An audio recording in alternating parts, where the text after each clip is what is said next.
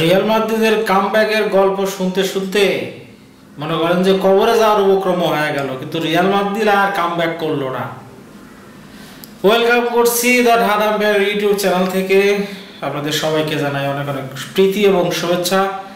আপনারা অনেকেই নিশ্চয় ভালো আছেন, বিশেষ করে বার্সেলোনার ফ্যানরা অনেক ভালো আছেন। রিয়াল মাদ্রিদের ফ্যানদের অবস্থা আমার মতো খুবই খারাপ। মানে আমরা তো সারা জীবন শুধু ওই ভিনি থাকলে আমাদের আর কারো লাগবে না।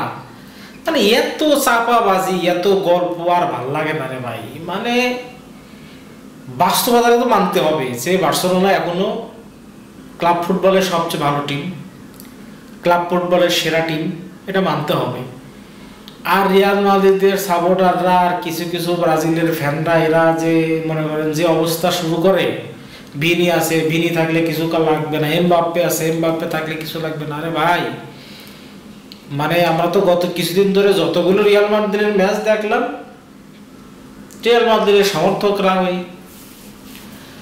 আমাদের কামব্যাকের গল্প, বিশেষ করে আমাদের শামীম হোসেন মনার ফেসবুক পেজ তো আপনারা সবাই জানেন। মনা ভাই তো মনে করো রিয়াল মাদ্রিদ জিতলে মনে করো মনা ভাইয়ের অত্যাচারে ফেসবুকে অনলাইনে ঢোকা খুবই মুশকিল। যাই হোক, কামব্যাকের গল্প বাদ দিয়ে এখন বাস্তবতা আসতে হবে। বার্সার সাথে রিয়াল কখনোই জিততে পারে না, জিততে পারবেও না, তার প্রমাণ ম্যাচেই। আর বার্সেলোনার যে বর্তমান স্ট্রাইকার লেভেল, এটা আসলে এই লেভেলের সাথে রিয়াল মাদ্রিদ আসলে যায় না মূলত।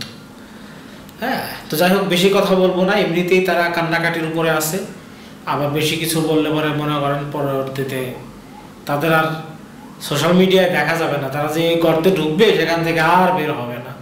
তো যাই হোক, বেশি কিছু বলবো না।